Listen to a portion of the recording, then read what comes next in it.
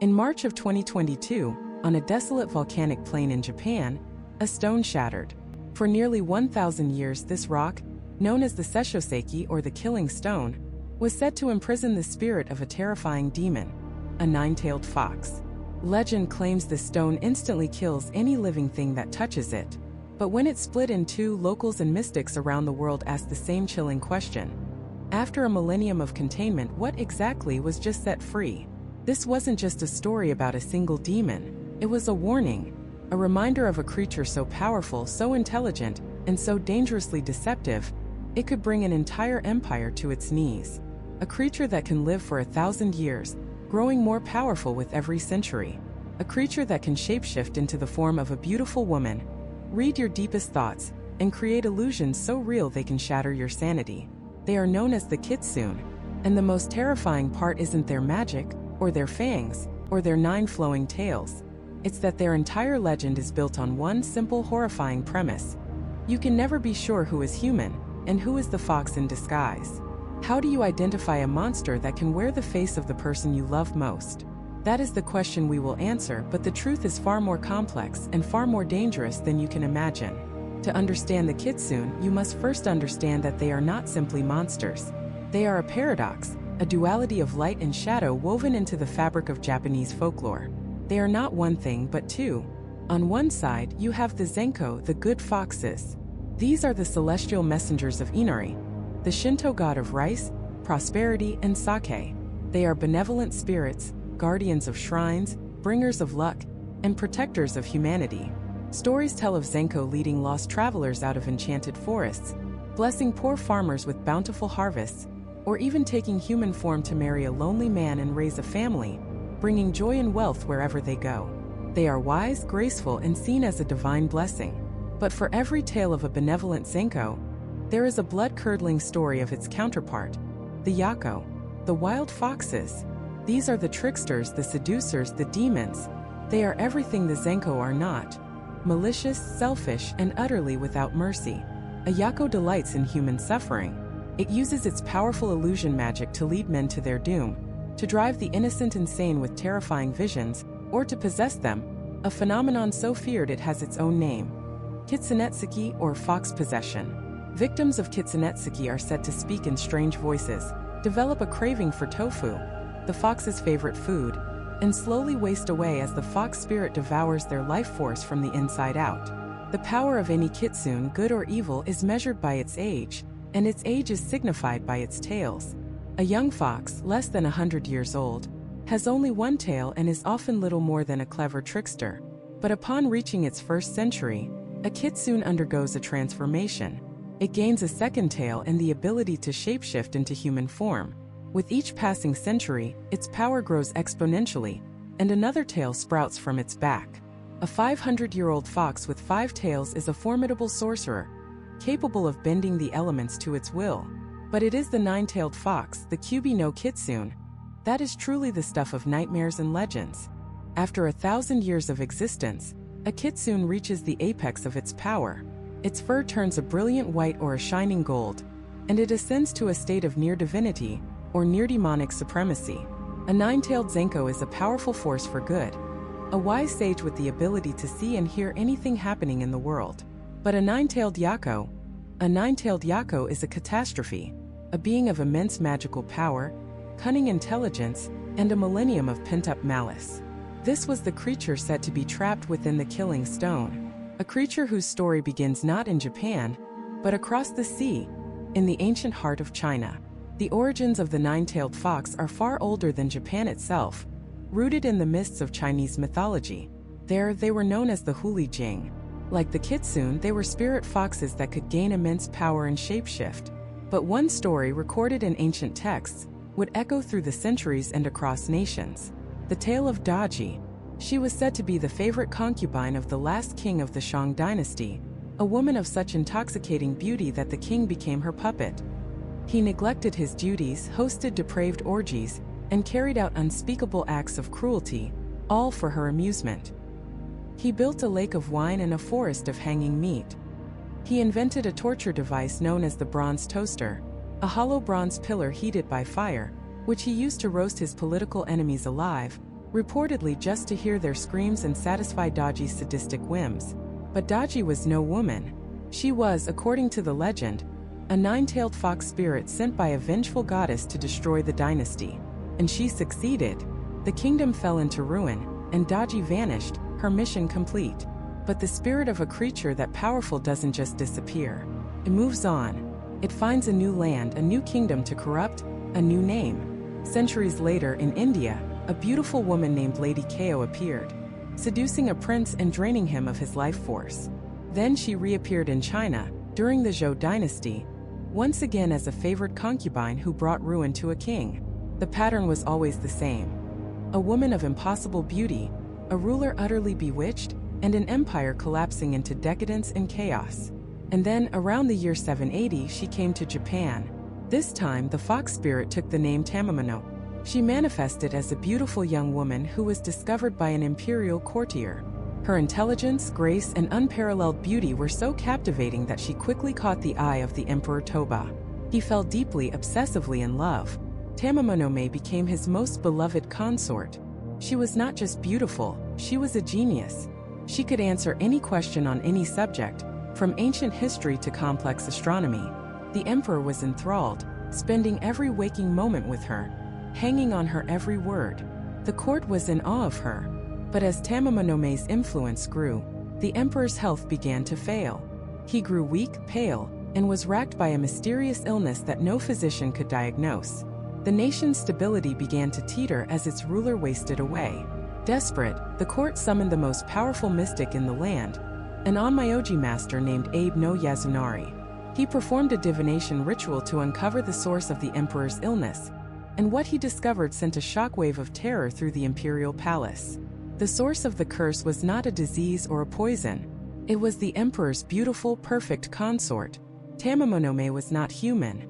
She was the 1,000-year-old, nine-tailed fox demon, slowly and secretly feasting on the emperor's life force, poised to plunge Japan into the same darkness that had consumed dynasties in China and India. She was an ancient evil, a master of disguise, and she had been hiding in plain sight, at the very center of power for years. The moment she was exposed, her human form dissolved. Before the horrified court, she revealed her true nature. A magnificent golden-furred nine-tailed fox. She fled the capital, slaughtering any who stood in her way, and vanished into the countryside. The emperor, now freed from her curse, ordered his two most powerful warriors to hunt her down and end her reign of terror once and for all. What followed was a legendary battle between Japan's greatest heroes and a demon of unimaginable power. A battle that would end not just with her death, but with the creation of a cursed object so deadly, its legend would instill fear for 1,000 years to come. The question is, what happens when that curse is finally broken? To answer that, we have to look to our own time. To March of 2022, on the volcanic slopes of Mount Nasu in Japan, a place shrouded in sulfurous steam and ancient warnings, something impossible happened. A sacred rock bound by rope and revered for centuries, split perfectly in two. To the locals, this wasn't a geological event. It was an omen, prison break. Because this was no ordinary stone. This was the Sesshoseiki, the killing stone. And according to legend, it held the tormented spirit of the most powerful, most infamous Kitsune in all of history. A nine-tailed fox so beautiful, so cunning, and so malevolent, that her story became a national epic of terror. Her name was Tamamo, and the breaking of her stone prison might just mean that her 1,000-year thirst for vengeance is about to be unleashed upon an unsuspecting world. Her tale begins not in Japan, but in the grand halls of ancient China, and then India, leaving a trail of collapsed dynasties and dead kings in her wake. She was a spirit of immense age and power, a master of illusions and seduction. With each century that passed, her magical abilities grew, and so did her tales.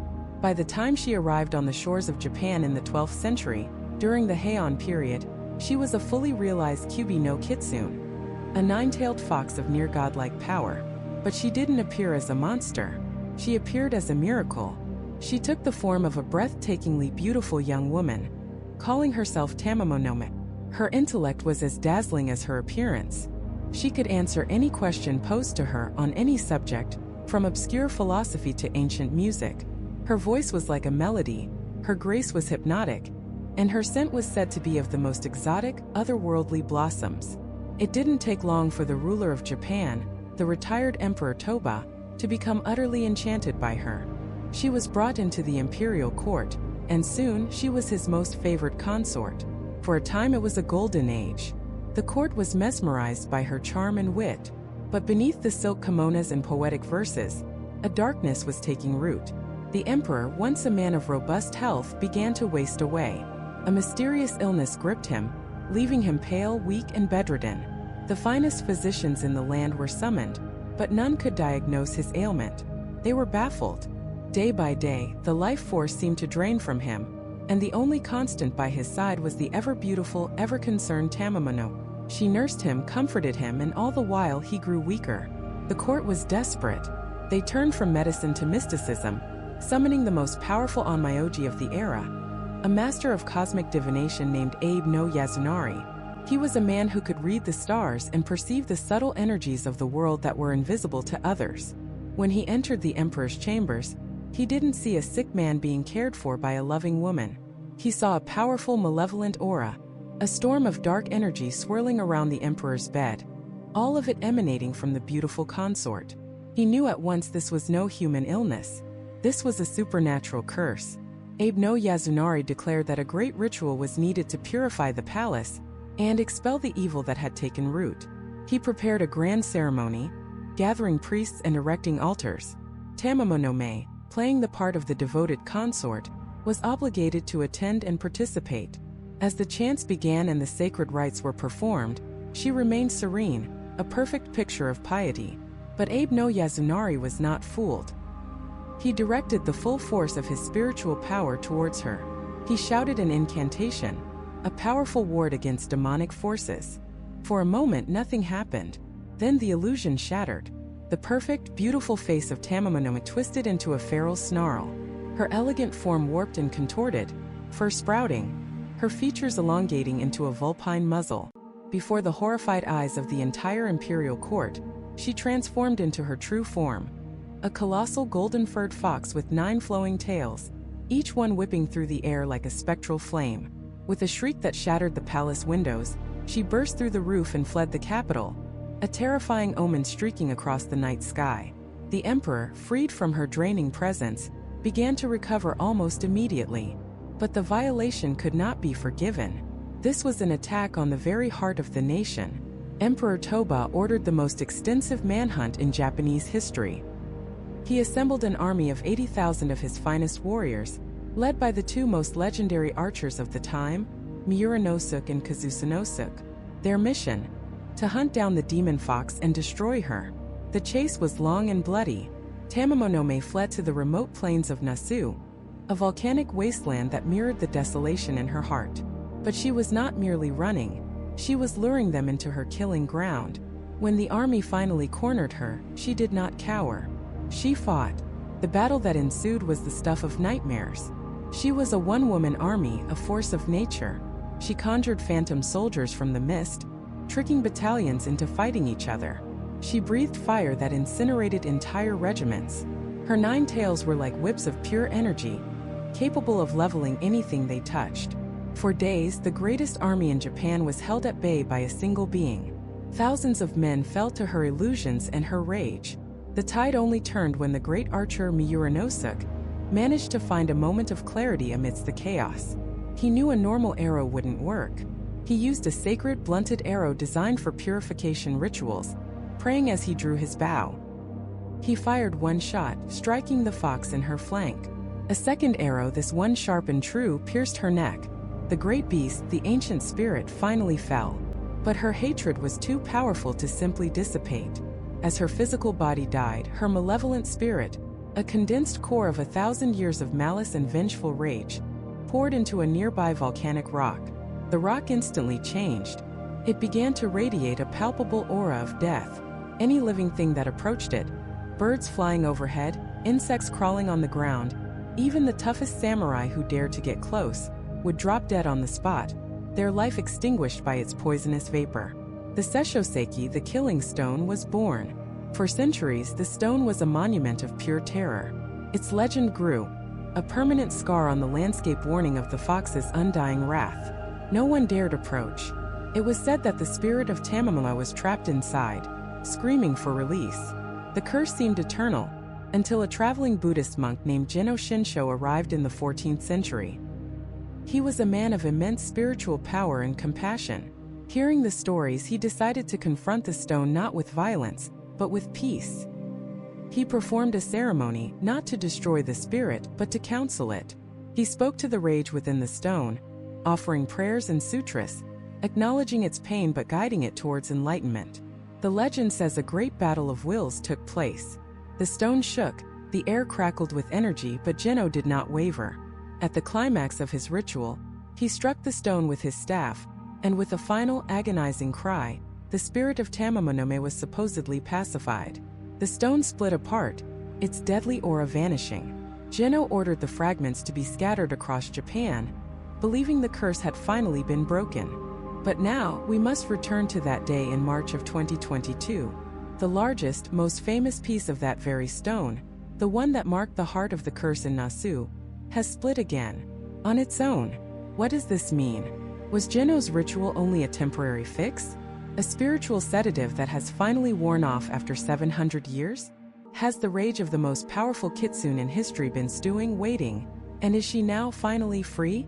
The ancient stories tell us what a Kitsune is capable of, but they are silent on one crucial question. What does a being with a 1,000-year grudge do in the modern world? To understand what a creature like that would do, you first have to understand that the word Kitsune is not a monolith. It's a category like the word human. And just like with humans, there are saints and there are serial killers and there is every shade of gray in between. The first, most crucial distinction you must learn is the one that separates the light from the dark, the benevolent from the malevolent. It is the great divide between the Zenko and the Yako. The Zenko are the good foxes, the celestial foxes. They are messengers and servants of Inari, the Shinto god of rice, sake, and prosperity. They are often depicted as pure white, ethereal beings whose very presence is a blessing. Think of them less as animals and more as divine spirits, akin to guardian angels. They are the protectors of shrines, the guardians of families, and the bringers of good fortune.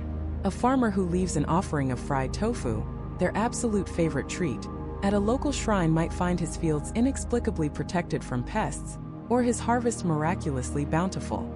A family that shows respect to the spirits might find a lost heirloom returned to their doorstep, with no explanation other than a single white fox hair left behind.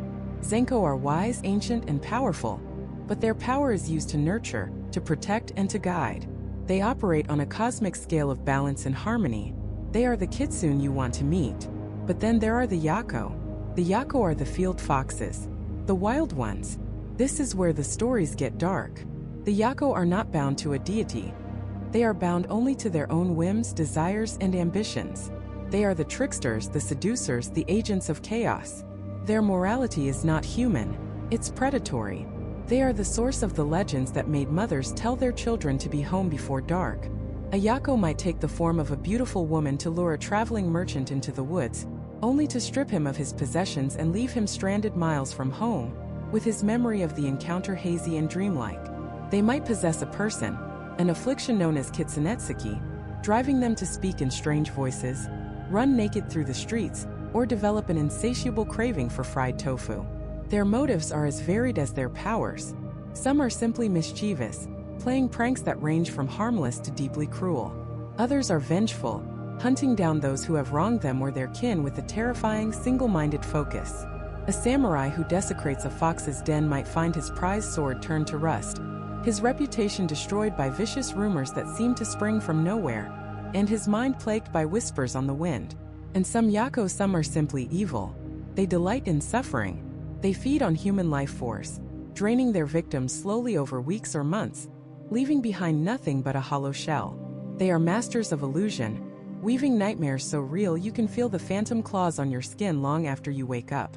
The Yako are the Kitsune you pray you never cross. So when we look back at the story of Tamamonome, the beautiful courtier who bewitched emperors and brought dynasties to their knees, it seems obvious which category she falls into. Her actions scream Yako. A trail of chaos, seduction, and death follows her across Asia. She was a being of immense destructive power, Case closed, right? But the legends are more complicated than that. They whisper that the line between Zenko and Yako isn't always so clear. A benevolent Zenko, if its shrine is destroyed or its family is murdered, can be consumed by a desire for revenge so powerful it corrupts its very essence, turning it into the most fearsome Yako imaginable. A grief-stricken spirit is a dangerous thing. Conversely, a mischievous Yako, through acts of kindness or by falling in love with a human, can find a path to redemption, eventually ascending to become a celestial Zenko. Their nature is not fixed. It is fluid, shaped by time, experience, and choice. This brings us to the source of a Kitsune's power, the very thing that defines their status and potential: their tails. A young Kitsune starts its life with a single tail, just like any other fox. They are clever, to be sure, but their magical abilities are limited, often manifesting as small, uncontrolled bursts of illusion or luck. But a Kitsune's life is not measured in years but in centuries. And with the passing of time comes wisdom, and with wisdom comes power. After its first 100 years of life, a Kitsune may grow a second tail. With this new tail comes a significant leap in magical prowess. They can master the art of shapeshifting, though perhaps only into one or two specific human forms. They can create more complex illusions and whisper suggestions into the minds of mortals. For every century that passes, another tail can sprout, and with each one, their power multiplies exponentially. A five-tailed Kitsune is a formidable being, a regional power capable of commanding elements like fire or lightning. They are often revered or feared as local demigods. By the time a Kitsune has 7 or 8 tails, they are a force of nature, their power rivaling that of the greatest sorcerers and spirits. Their illusions can rewrite a person's entire reality. Their curses can doom a bloodline for generations. But the 9th tail, that is something else entirely. A Kitsune that lives for 1,000 years achieves its final ultimate form. It grows its 9th tail and becomes a Kyubi no Kitsune, a 9-tailed fox. At this stage, its power transcends the physical world. Its fur often turns a brilliant, celestial white or a shimmering gold. Its intelligence becomes near omniscience. It is said they can hear and see anything happening anywhere in the world. Their magic is godlike, capable of bending reality itself to their will. They are no longer just spirits. They are living legends, fundamental forces of the universe. The most powerful Zenko become indistinguishable from the gods they serve. And the most powerful Yako, they become beings of unimaginable terror. Tamamonome was a Kyubi no Kitsune. She was at the absolute zenith of her power when she was finally defeated and sealed within the Sesshoseiki, the killing stone. For nearly 1,000 years, she has been trapped inside that volcanic rock, her rage and hatred festering, poisoning the very land around her. And this is where the old stories fail us. This is where the mythology has no precedent. The legends tell us that a Kitsune gains a tail and new power every 100 years. But Tamamonome was already a 9-tailed fox. She had already reached the peak. So what happens to a being of ultimate power that is left to stew in its own rage for another 1,000 years? What happens when you add a millennium of pure, concentrated vengeance to a power that could already shatter nations? The lore is silent. There is no entry for a 10-tailed fox. There is no manual for what a 2,000-year-old Kyubi becomes. When that stone finally cracked in 2022, we weren't just releasing a monster from the history books. We may have unleashed something entirely new, a form of power the world has never seen, driven by a grudge that has had 1,000 years to mature into something truly, apocalyptically terrifying. To understand this power, you have to understand that a Kitsune is not born a god. It achieves divinity through sheer, unrelenting persistence. Time is the forge in which its power is hammered into shape. For a Kitsune, a century is not a lifetime, it is a milestone, a promotion. After its first 100 years of existence, a common fox, if it is deemed worthy, if it possesses the right spark of intelligence and spiritual energy, will be granted its second tail. With this new appendage comes the first, and perhaps most crucial, of its supernatural gifts: the ability to shapeshift. At first, the skill is clumsy.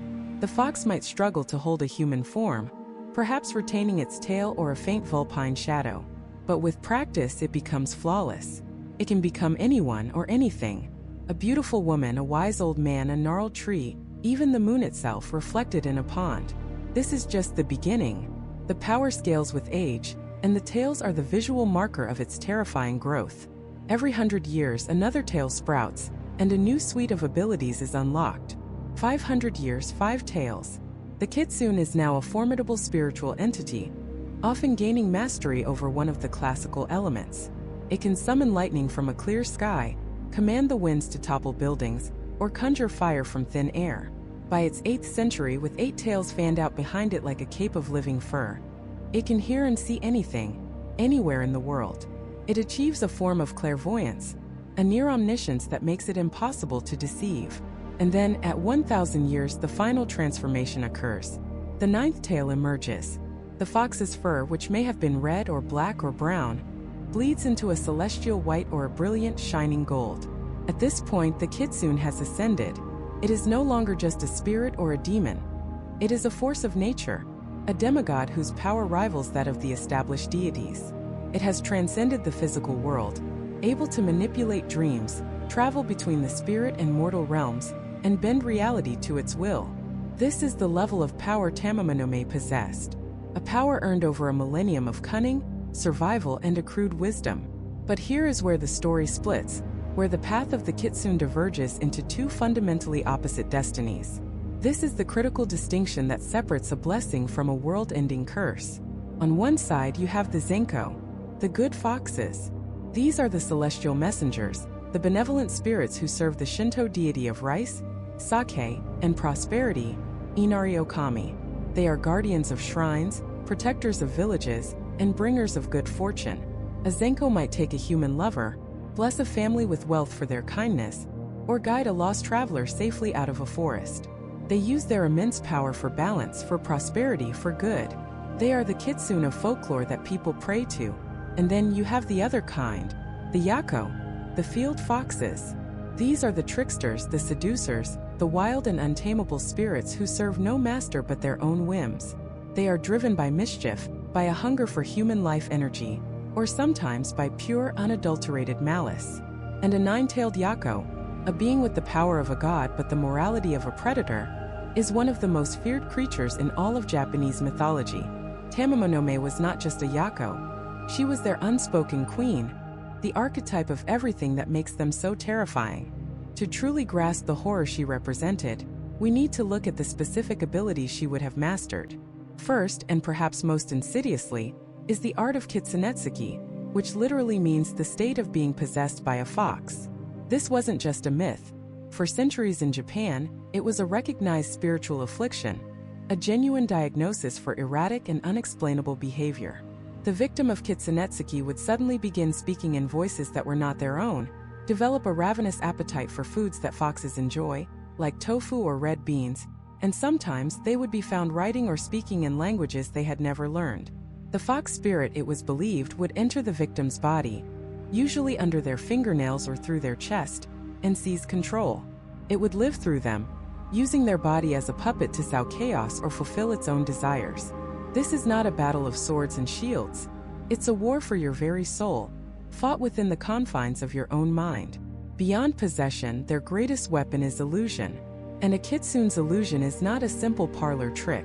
A 9-tailed fox can weave a glamour so powerful, so detailed, so utterly convincing that it is, for all intents and purposes, real to those who perceive it. They can make a field of dead leaves look like a bustling marketplace. They can conjure the image of a magnificent palace where there is only a rundown shack. They can create phantom armies that march on capital cities, their banners snapping in a non-existent wind, their armor glinting with a light that isn't there. They are masters of psychological warfare. They can project your deepest fears directly into your mind's eye, making you see and hear things that drive you to madness. This was Tamamonome's specialty. She didn't just disguise herself as a beautiful woman.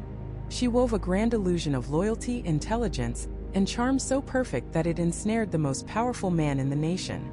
Then there is their iconic Kitsunebi, or foxfire. These are ethereal, ghostly flames, often blue, white, or orange, that a Kitsune can summon at will. They can light up a dark forest path, leading a weary traveler to safety or to their doom. In many tales, lines of Kitsunebi seen bobbing along a mountainside at night were believed to be the wedding processions of foxes, magical events mortals were forbidden to witness. But these fires are not merely for show. They can be wielded as weapons, burning with a cold spiritual flame that consumes the soul rather than the flesh, or used to mesmerize and confuse their victims, luring them into traps. With all this power, shape-shifting, possession, illusion, elemental control, foxfire, it would seem a nine-tailed kitsune is invincible.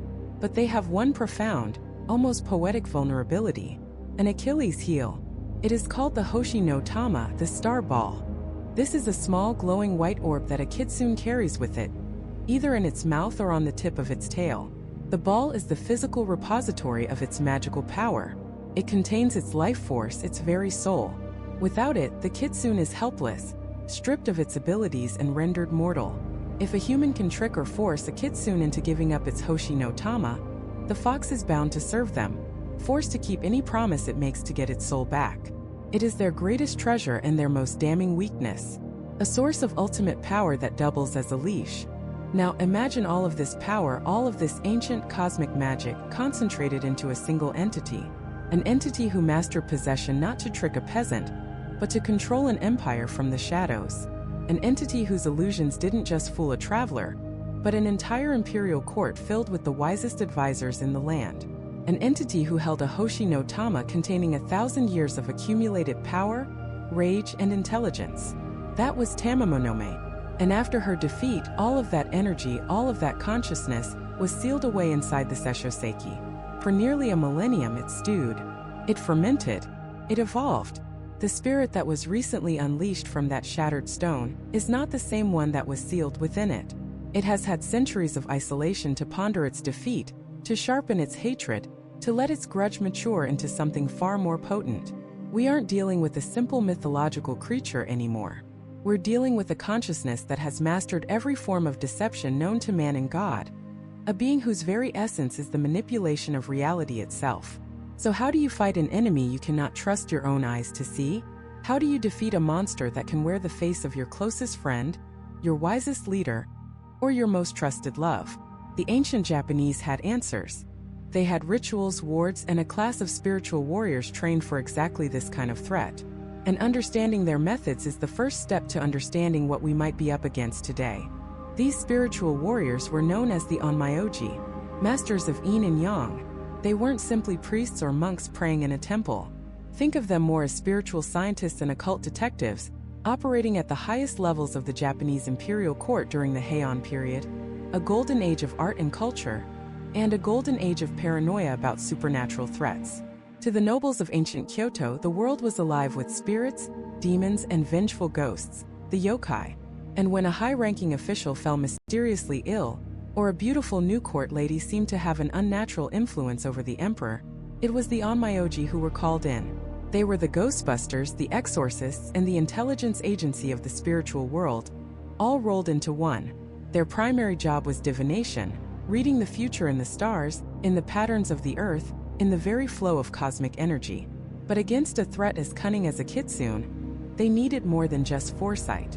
They needed a specialized arsenal. Their first and most crucial tool was identification. A kitsune could mimic a human being perfectly, but it couldn't fool the fundamental laws of nature and spirit. An Onmyoji might employ a sacred mirror, polished to a perfect sheen and blessed under a full moon. In its reflection, the kitsune's glamour would flicker and fail, revealing for a split second the pointed ears or the shadow of a tail. They could also analyze a person's ki, their life force energy. A human's ki is relatively steady, but a powerful kitsune's energy would be wild, ancient, and crackling with a strange, otherworldly power that a trained Onmyoji could feel like a static charge in the air. Once identified, the battle of wills began. The Onmyoji's most common weapon was the ofuda. These are paper talismans, seemingly simple strips of washi paper, but they are spiritual grenades. An Onmyoji would spend hours in deep meditation, carefully painting intricate kanji characters and esoteric symbols onto the paper. Each brushstroke was an incantation, infusing the paper with spiritual power. These ofuda could be used defensively, placed on doors and windows to create a barrier a yokai could not cross. A home warded by a powerful Onmyoji's talismans was a fortress, but they could also be used offensively. Thrown at a kitsune, an ofuda could erupt in a flash of purifying light, searing the yokai's spiritual form and forcing it to reveal its true nature. Some legends speak of ofuda that could immobilize a spirit, binding it in place with invisible chains of written prayer. But for a truly powerful ancient Kitsune, a Kyubi no Kitsune with 9 tails and centuries of wisdom, a few paper talismans wouldn't be enough. For these threats, the Onmyoji would unleash their most formidable and terrifying power, the Shikigami. Shikigami are servitor spirits, summoned and bound to the Onmyoji's will. They are not demons but rather constructs of pure spiritual energy, given form and purpose by their master. Often, they would take the shape of a paper cutout of a person or an animal, a simple folded effigy. The Onmyoji would perform a secret ritual, breathing life into the paper, and in an instant, that fragile cutout would become a living spy, a supernatural bodyguard, or a relentless hunter. An Onmyoji could send a paper bird Shikigami to spy on a suspected Kitsune from above, or manifest a dozen paper soldiers to corner the creature in a spiritual pincer movement. The battles between a master Onmyoji and a powerful Kitsune were not fought with swords and arrows, but with illusions, wards, spirit servants, and raw willpower. A chess match of magic and deception played out on a spiritual plane. And in the entire history of Japan, there was no greater master of this art than a man whose name has become pure legend, Abe no Saimai. He was the Merlin of Japan, the most powerful Onmyoji who ever lived. He served multiple emperors in the 10th and 11th centuries, and his exploits are so incredible they blur the line between history and myth. He was said to be able to command 12 divine generals as his Shikigami, beings of immense power who he treated as household servants. It was said that the demons of Kyoto feared to even walk past his house. But what makes his story so intertwined with the Kitsune is the secret of his birth. For the legend says that Abe no Saimai was not fully human. His father, a nobleman, had rescued a beautiful white fox from a hunter. The fox, in gratitude, transformed into a stunning woman named Kuzunoha and married him. They had a child, Saimai, who was gifted from birth with an unnatural intelligence and the ability to see spirits. For years they lived in happiness. But one day, while smelling a chrysanthemum flower, Kuzunoha was lost in the moment and accidentally allowed the tip of her foxtail to show. Her young son, Saimai, saw it. Heartbroken, Kuzunoha knew she could no longer remain in the human world. Her identity was revealed, and her presence could bring danger to the family she loved. Before she vanished back into the forest of Shinoda, she wrote a farewell poem on a paper screen. "If you love me, my darling, come and see me. You will find me in the Shinoda forest of Izumi province, where the arrowroot leaves lament." That poem speaks to the tragedy of the Kitsune. It is the voice of a being caught between two worlds, capable of profound love, but forever bound by its own otherworldly nature. This heritage is what made Abe no Saimai so powerful. He had the intellect and discipline of a human master, but he also had the blood of the Kitsune flowing through his veins. He understood their magic, their mindset, their weaknesses, because a part of him was one of them. This gave him an unparalleled advantage. When the court was terrorized by Tamamonome, one of the most infamous nine-tailed foxes in history who disguised herself as the emperor's favorite concubine, it was Abe no Saimai who was summoned. Using his scrying mirror, he exposed her true form, and a legendary supernatural battle ensued that raged across the country. He wasn't just a hunter. He was a bridge between the human and spirit worlds. He understood the Kitsune not just as monsters to be slain, but as complex beings with their own motivations, sometimes benevolent, sometimes malevolent, but always powerful. His methods were the gold standard, the textbook for how humanity could defend itself against the ultimate trickster. The use of sacred objects to break illusions, paper wards to seal away power, and commanded spirits to fight fire with fire. This was the ancient answer. This was the pinnacle of spiritual defense. But Abe no Saimai died 1,000 years ago. The age of the court Onmyoji is long past. So what happened to all that knowledge? Did it simply vanish into the mists of time? Or did it survive? Did it change, adapt, and flow into new channels, hiding in plain sight in the modern world? The talismans sold at Shinto shrines, the blessings of priests, the folk traditions still practiced in rural Japan, are these the faint echoes of the Onmyoji's art? The tools to fight a Kitsune were forged in an age of magic and myth, but the threat they were designed to counter is, by its very nature, timeless. And if that threat were to re-emerge today, we wouldn't have an Abe no Saimai to call. We would have to look for the remnants of his power, scattered like embers in the modern world, and learn to use them ourselves. But what kind of power would we be wielding? And what kind of enemy would we be facing? To assume every fox spirit is another Tamamonome is a dangerous and potentially fatal mistake. Because the world of the Kitsune is not a monolith. It's a kingdom divided, a spectrum of light and shadow, and understanding that division is the first and most critical step in survival. The ancient texts, the whispered fireside stories, they all agree on one thing. There are two great families of Kitsune, two philosophies, two opposing forces that shape the destiny of both our worlds. On one side you have the Zenko, the good foxes. These are the celestial holy creatures you might pray to. They are servants and messengers of Inari Okami, the Shinto god of rice, sake, and prosperity. The Zenko are often depicted as pure white, ethereal beings, their tails like plumes of silver smoke. They are guardians, not predators. They protect shrines, guide lost souls, and bestow blessings upon the worthy. A Zenko might appear to a struggling farmer as a beautiful woman and help him bring in a bountiful harvest, asking for nothing in return. They might lead a virtuous samurai through a treacherous mountain pass, their foxfire a guiding lantern in the oppressive dark. They are wisdom, benevolence, and order. They represent the Kitsune's potential for divinity, their connection to the heavens. When a Zenko interacts with humanity, it is often to test our character, to reward our piety, and to remind us that the spirit world is not always something to be feared. But for every celestial Zenko, there is its shadow, its wild, untamed, and terrifyingly unpredictable counterpart, the Yako, the field foxes. These are the Kitsune of the wilderness, the ones who belong to no master but their own whims. They are the source of the fear, the cautionary tales your grandmother would tell you to keep you from wandering into the woods after dark. The Yako are the tricksters, the seducers, the chaos agents. While a Zenko is a servant of a god, a Yako is a god unto itself, and it demands tribute not through prayer, but through fear and cunning. They are the shapeshifters who lead men to their ruin, the illusions that drive entire towns mad. They are not necessarily evil in the way we might understand it. They are forces of nature, as immoral as a hurricane or a forest fire. Their motivations are alien to us. Pride, mischief, hunger, or a profound and ancient boredom that can only be satisfied by meddling in the fragile lives of mortals. And the very same powers are wielded by both sides, but for wildly different ends. Take illusion. A Zenko might create an illusion of a grand feast for a starving, lost child to give them the hope and strength to find their way home. A Yako, on the other hand, would create that same feast, but the food would be nothing but enchanted leaves and dirt.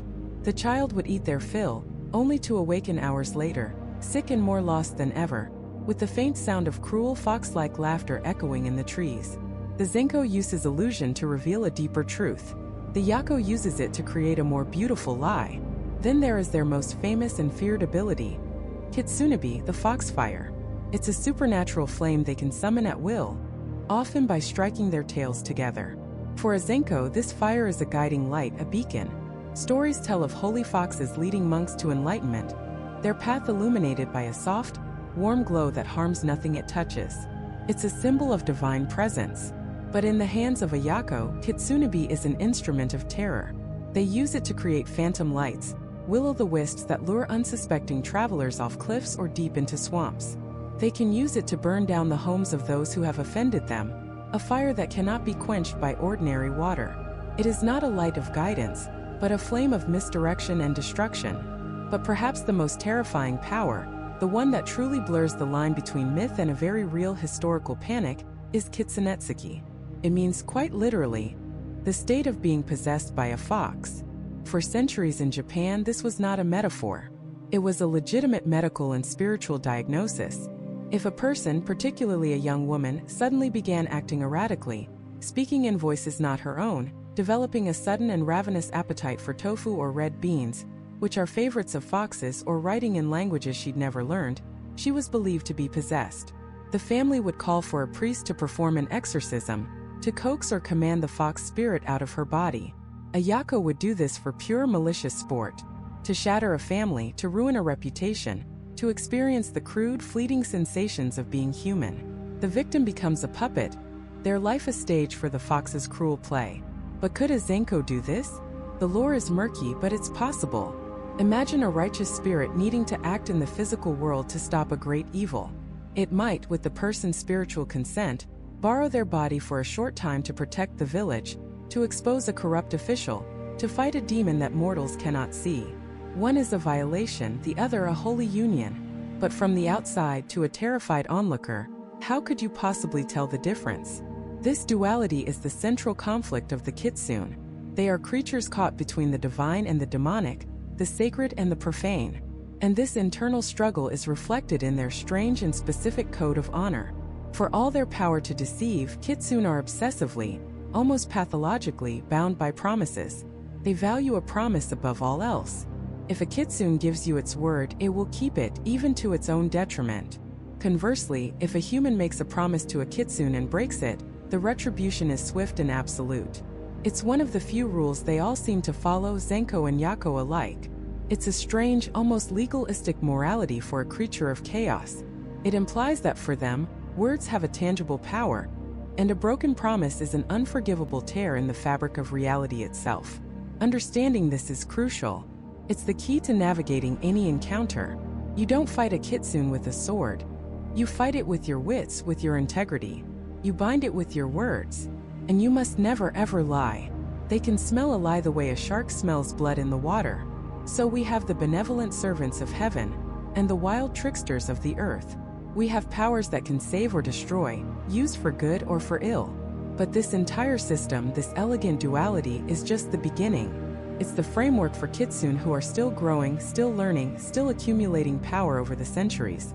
It describes the foxes with 1, 5, or even 7 tails. But what happens when a Kitsune finally reaches the pinnacle of its existence? What happens when it survives for a full 1,000 years, when its fur turns a brilliant gold or a stark, celestial white, and its 9th and final tail sprouts from its back? What happens when it becomes a Kyubi no Kitsune? At that point, the old rules begin to fray. The distinction between Zenko and Yako starts to dissolve. They are no longer just servants of the gods or simple forces of nature. They become something else entirely, something cosmic. Their intelligence becomes nearly infinite. Their powers approach omnipotence, and their motivations become as vast and inscrutable as the night sky. And that is a power far more dangerous than simple good or evil.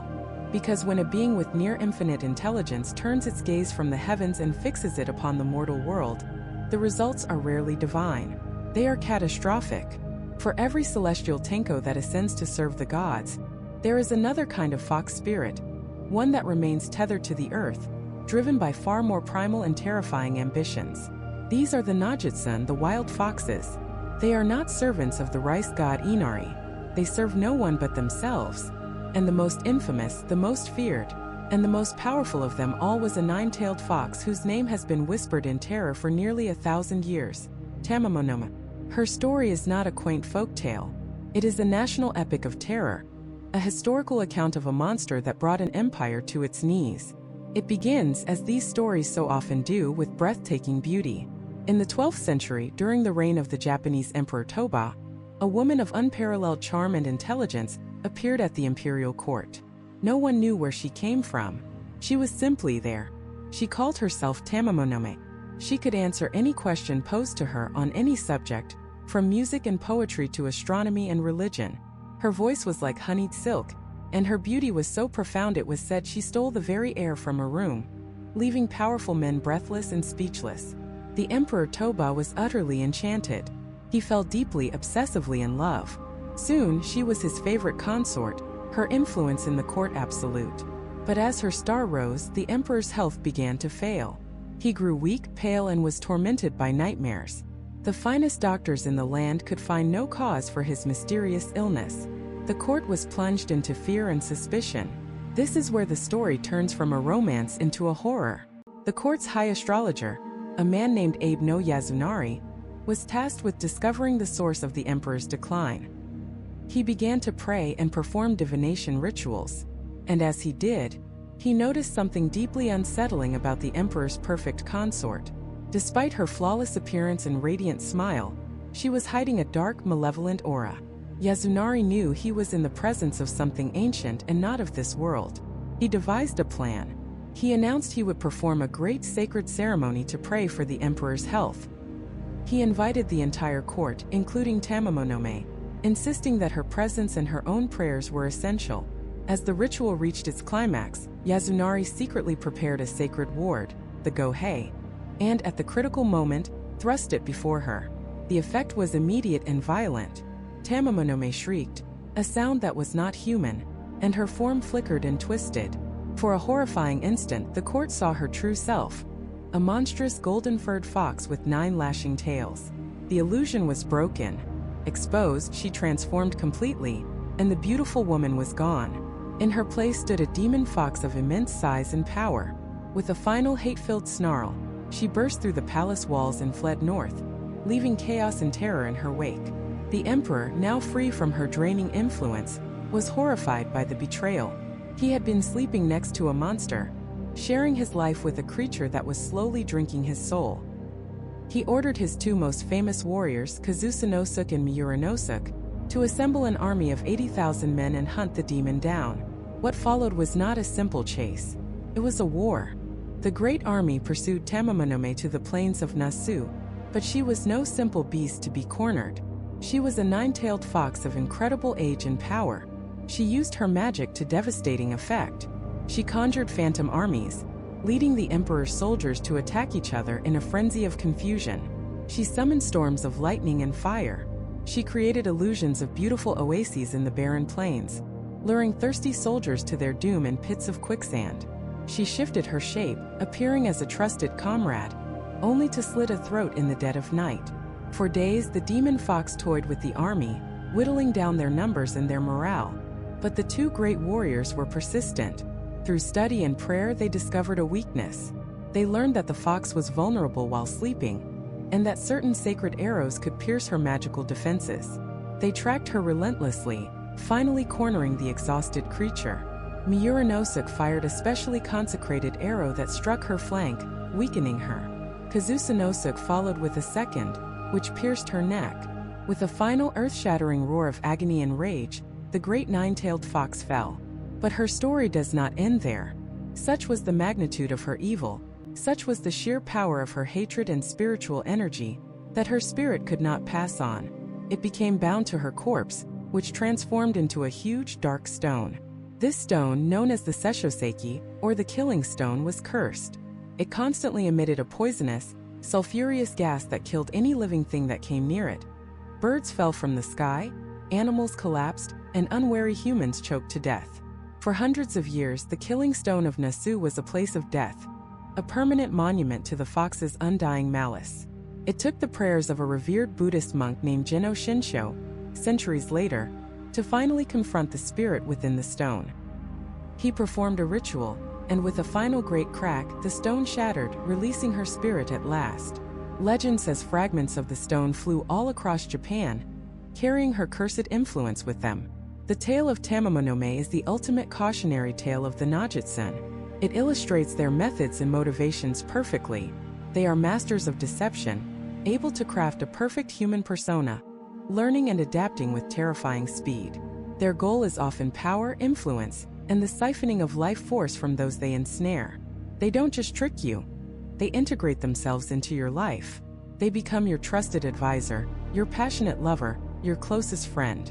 They learn your secrets, your desires, and your fears, and they use that intimate knowledge as a weapon against you. This is the core of what makes the malevolent Kitsune so terrifying. It's not just about a monster with sharp claws. It's about psychological horror. The fear that the person you trust most in the world is secretly a predator, wearing a human mask while it slowly drains you of your life, your sanity, and your very soul. This form of predation is known as Kitsunetsuki, which literally means the state of being possessed by a fox. While some accounts describe it as a classic demonic possession, where the fox spirit forcefully enters a body, many of the older, more chilling tales describe something far more subtle. It's a gradual process of mental and spiritual infiltration. The victim might initially feel brilliant, energetic, and charismatic, as the fox's own cleverness bleeds into their personality. But over time, their own will is eroded. They begin to act strangely, developing a craving for foods loved by foxes, like tofu or red beans. They might become reclusive, paranoid, or speak in voices that are not their own. They are a puppet, and the kitsune is the puppeteer, pulling the strings from within. The true horror of Kitsunetsuki is that the victim might not even realize what's happening until it's far too late, until their own identity has been completely devoured. leaving only the fox behind, looking out through their eyes. This is the dark mirror to the celestial Tenko. Where the Tenko gains wisdom to understand the universe, the Najitsun gains intelligence to manipulate and dominate the world. Where one seeks enlightenment, the other seeks power. They are a force of nature, but a twisted, predatory one. They represent our deepest fears of betrayal and the unknown. The fear that beneath the beautiful, seductive surface lies a monstrous, ancient intelligence with motives we can barely comprehend. And confronting such a creature requires more than just a sword or a strong arm. It requires a weapon that can cut through lies, a shield that can ward off magic, and a will strong enough to face a demon that already knows your name. So how do you fight a shadow that knows your thoughts? How do you strike a phantom woven from your own desires? The answer, as ancient tales suggest, is not found in brute force, but in a kind of spiritual and mental clarity that is in itself a form of power.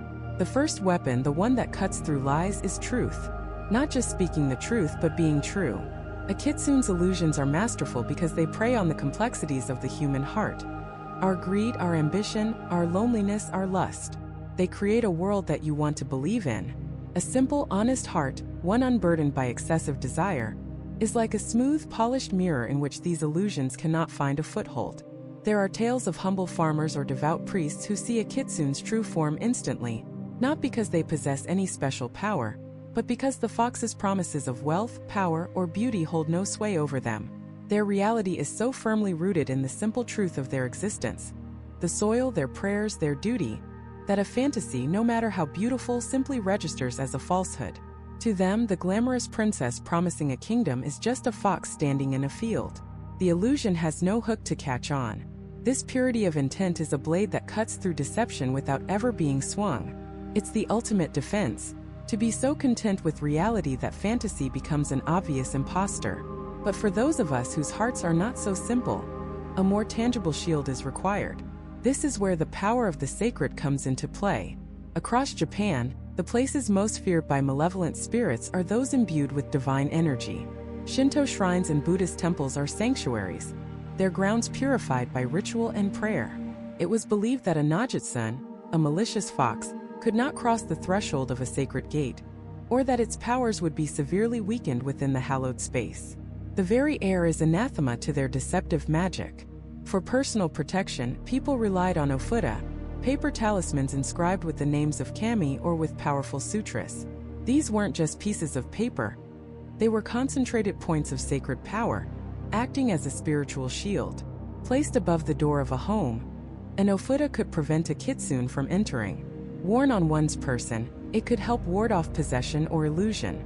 Similarly, mirrors were considered potent anti-kitsune tools. In Shinto belief, the mirror is a sacred object, a vessel that can house a kami and, more importantly, a tool that reflects only the truth.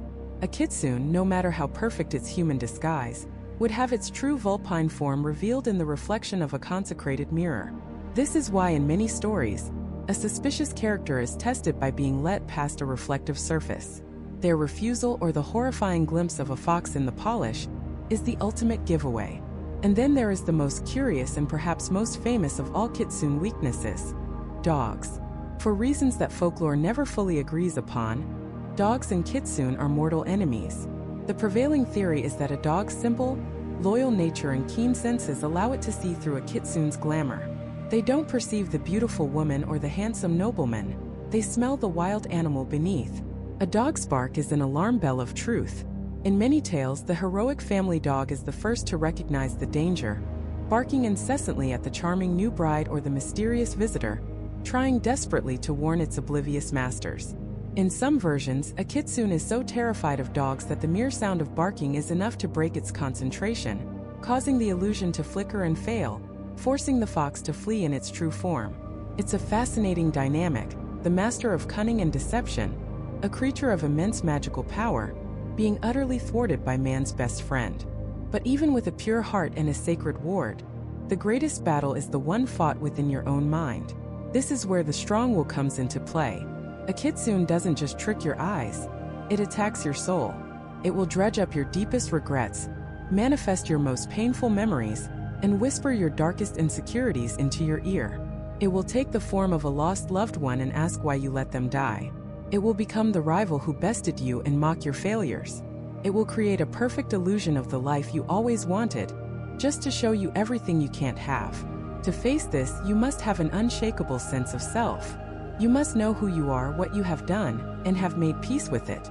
The Kitsune uses your inner demons against you, so the only way to win is to have no demons left for it to command. This is a battle of psychological endurance. The fox will test every crack in your mental armor, and if it finds one, a flicker of doubt, a pang of guilt, a surge of greed, it will pry it open until your mind shatters. If you can withstand this mental assault, if you can see through the lies and hold fast to your sacred protections, then you might get the chance to strike at the Kitsune's true weakness. The source of its power, the anchor of its soul, its most prized possession. The Hoshi no Tama, the star ball. As we've discussed, a Kitsune often keeps this glowing pearl either in its mouth or carries it on its tail. It is the raw magic of the cosmos condensed into a physical object, and without it, the Kitsune is crippled. Its illusions fail, its strength wanes, and it is often forced back into its animal form. Securing a Kitsune's star ball is the ultimate checkmate. The fox becomes desperate, frantic. It will promise anything, offer any treasure, and make any bargain to get it back. In these moments, the power dynamic is completely reversed. The human holding the star ball becomes the master, and the nine-tailed fox becomes the supplicant. This is a dangerous game, however. A promise made by a cornered Kitsune is a treacherous thing. But it is said that if you can hold on to their Hoshi no Tama, you can extract a binding oath from them, a promise of service, or a vow to never trouble humankind again. The star ball is their life, and in your hands it becomes their leash. Defeating a Kitsune then is a holistic challenge. It is a test of spirit, a trial of faith, and a war of wits. It requires you to be a detective, a priest, and a psychologist all at once. You must be able to discern truth from fiction, wield sacred power against ancient magic, and conquer your own mind before you can ever hope to conquer the fox. It's a battle fought not on a field with swords, but in the quiet, treacherous landscape of the human heart. And it is a battle that has been fought by some of the most powerful figures in Japanese history. For not all Kitsune are lonely tricksters in the woods. Some are creatures of immense ambition, who weave their illusions not just around a single household, but around entire empires. They sit in the highest courts, whispering poison into the ears of emperors, their beauty a mask for a hunger that could topple a nation. And of all these legendary nation-breaking foxes, one name echoes through the centuries with a unique and terrible resonance. A name that became synonymous with seduction, betrayal, and catastrophic power. A creature so beautiful and so deadly, her story became a cautionary tale for an entire civilization. We need to talk about Tamamonome. Her story doesn't begin in Japan. Not really. To understand the terror she would unleash, you have to look back across the sea through the centuries. You have to look to Shang Dynasty China, to a beautiful concubine named Daji, whose cruelty and manipulation brought an entire dynasty to its knees. When that empire fell in a storm of fire and blood, the spirit that animated her fled. Then you look to ancient India, to a princess consort named Lady Kao, a woman of impossible beauty who tricked her father, the king, into beheading 1,000 men. When her evil was discovered, the spirit fled again, always moving east, always learning, always growing stronger. For centuries it lay dormant, a patient predator waiting for the perfect moment, the perfect disguise. And in the 12th century, in the glittering, sophisticated court of Japan's Emperor Kono, it found one. She appeared as if from a dream, a young woman named Tamamonome.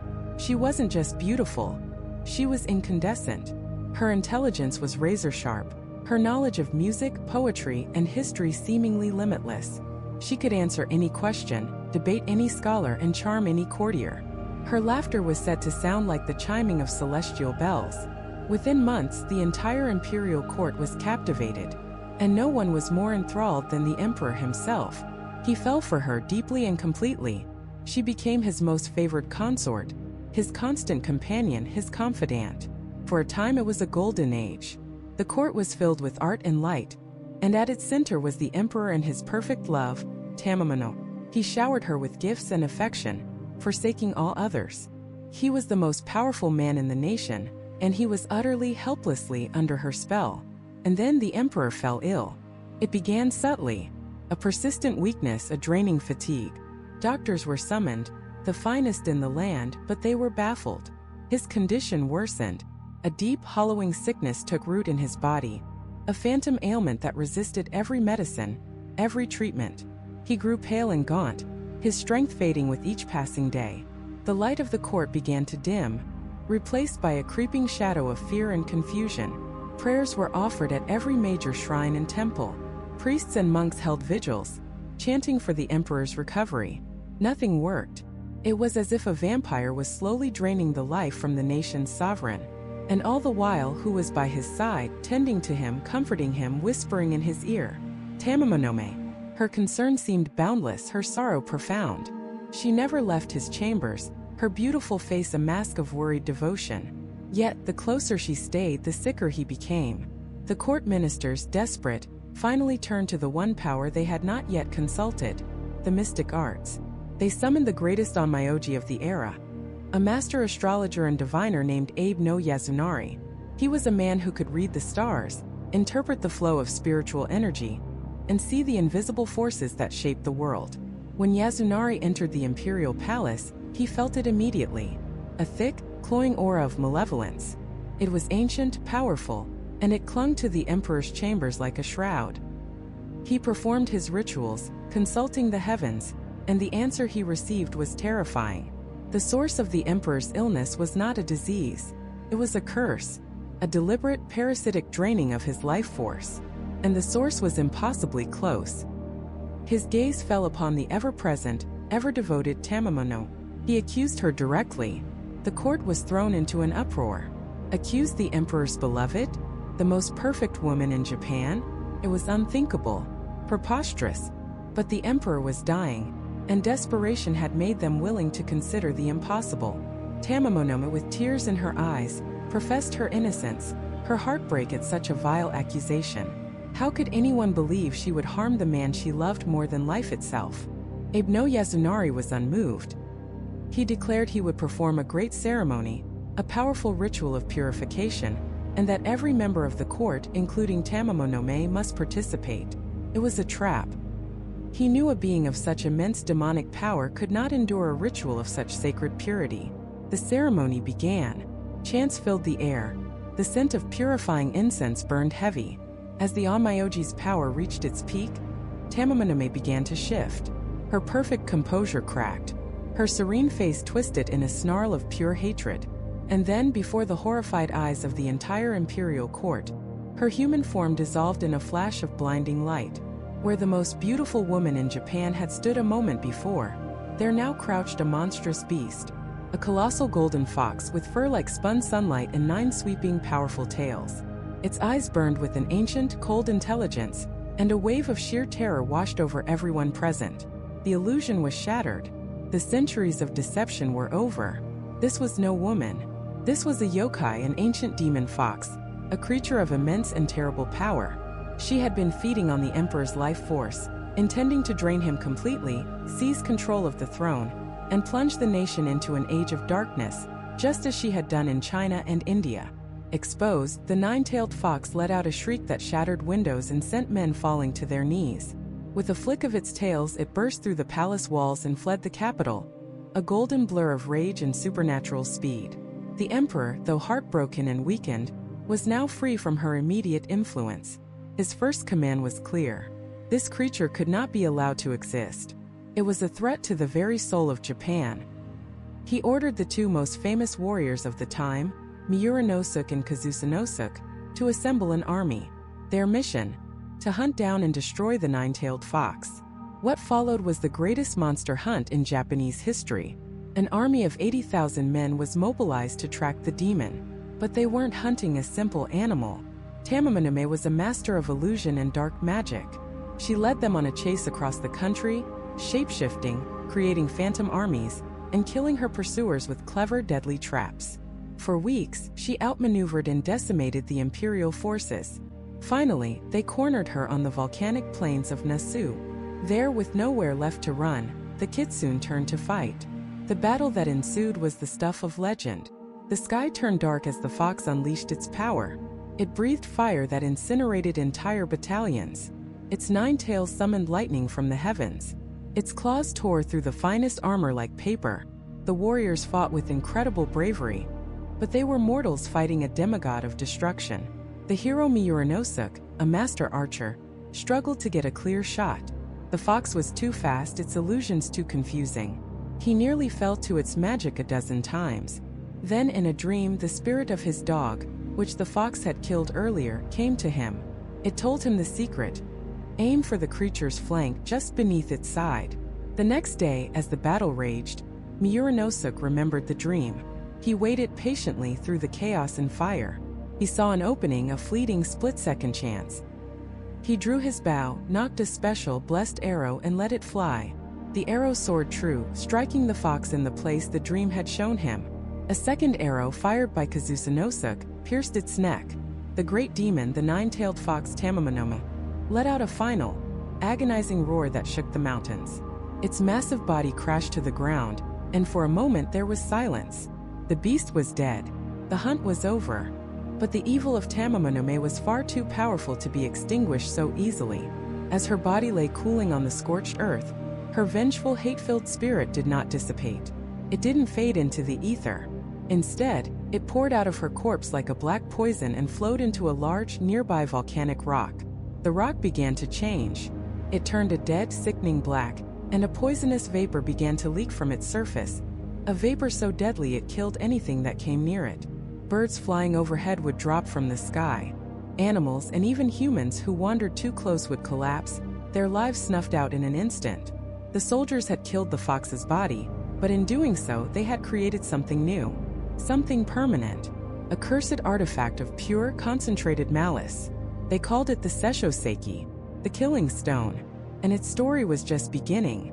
For centuries, the killing stone sat in the volcanic mountains of Nasu, a scar upon the landscape. It was a place of death. The air itself was toxic, thick with sulfurous fumes and the lingering rage of a nine-tailed fox. No plant could grow near it. No insect could survive. Birds that flew overhead would suddenly drop from the sky, their bodies littering the poisoned ground. Locals whispered that to even touch the stone was to invite a swift, agonizing death. It was a monument to vengeance, the final curse of Tamamanomo. For hundreds of years, the greatest spiritual masters of Japan tried to pacify the spirit trapped within.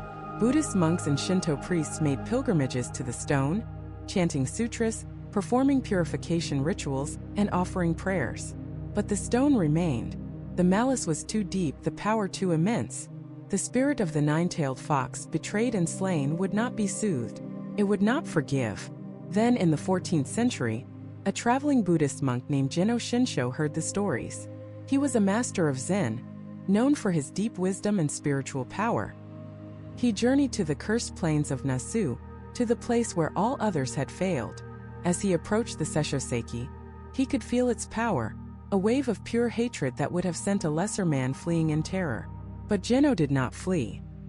He began his rituals, but not with the goal of destroying the spirit. He sought to understand it.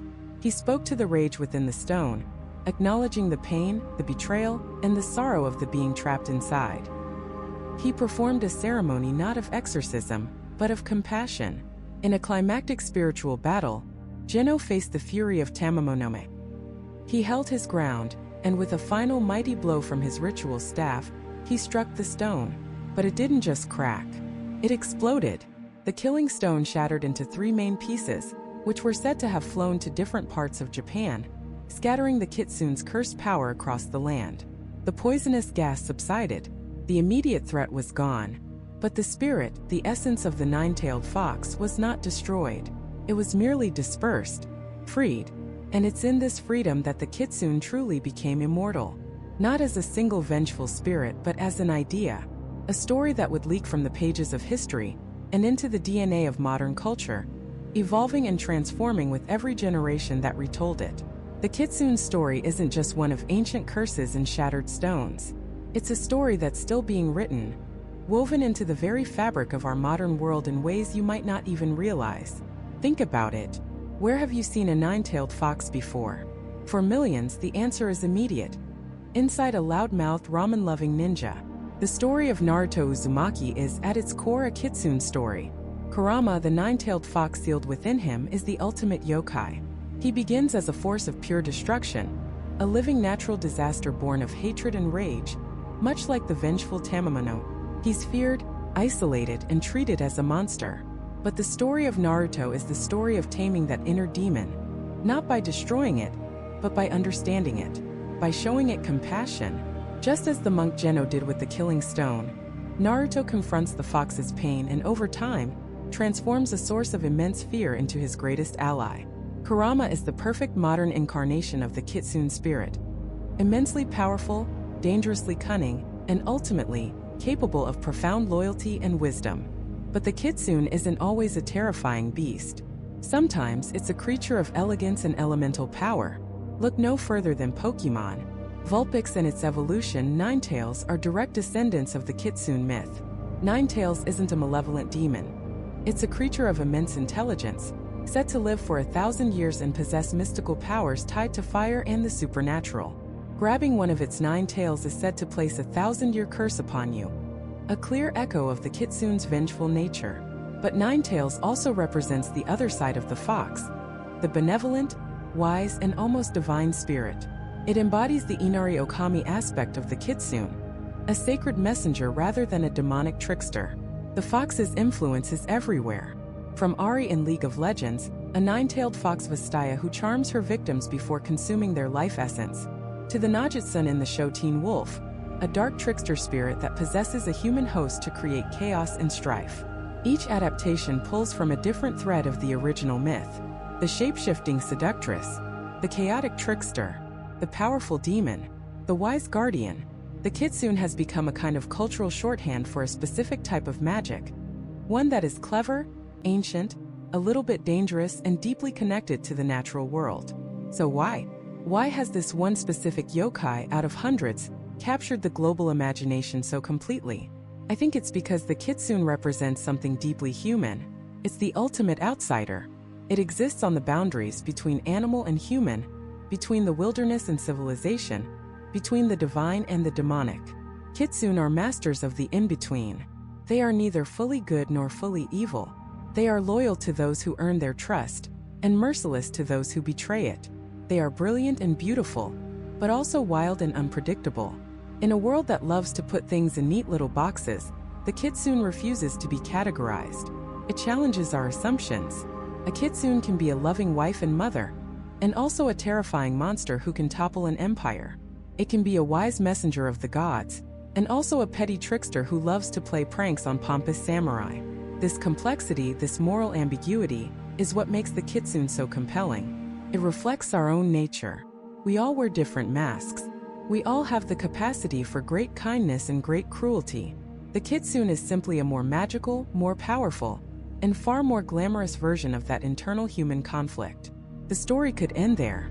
A fascinating myth from ancient Japan that has found new life on our screens. A powerful metaphor for the complexities of the human spirit. But it doesn't end there. Because sometimes, just sometimes, the line between myth and reality becomes terrifyingly thin. Remember the killing stone? The Sesshoseiki? The final resting place of Tamamamono's spirit, shattered by a monk centuries ago? Well, the largest piece of that stone remained in the mountains of Nasu. For nearly 700 years it sat there. A tourist attraction, a tangible piece of folklore, a dormant vessel of ancient power. Until March 5, 2022. On that day, visitors to the site found something that sent a shockwave across Japan and then the world. The killing stone, the ancient cursed rock that had sat in one piece for centuries, had split in two. Perfectly. Cleanly. As if something inside had finally pushed its way out. Photos went viral. News agencies reported on it. The internet exploded with speculation. After 1,000 years, was the spirit of the 9-tailed fox, Tamamamono, finally free? Had one of the most powerful and vengeful yokai in Japanese history just been unleashed upon the modern world? Scientists, of course, offered a more rational explanation. The stone likely had a pre-existing crack, and years of water freezing and thawing inside it finally forced it apart. A natural process. But for a story this old, this powerful, a simple scientific explanation feels incomplete. For a culture steeped in these myths, the symbolism was impossible to ignore. The timing was uncanny. The splitting of the stone felt like an omen, a punctuation mark at the end of a very long chapter of history, and the beginning of a new, unknown one. and that, ultimately, is the true magic of the Kitsune. From a sacred deity of rice and sake, to a seductive courtier who brought down an empire. From a terrifying demon sealed inside a rock, to a beloved character in a video game. From an ancient legend to a breaking news story in 2022. The Kitsune endures because it continues to evolve. It's a story that refuses to stay in the past. It breaks free from its stone prison and runs wild in our imagination. As clever, as powerful, and as unpredictable as ever. The question is no longer just what the Kitsune was, but what it is now. A warning? A symbol of nature's untamed power? Or simply a timeless reminder that the best stories, the ones that truly last, are the ones that can never ever be fully contained?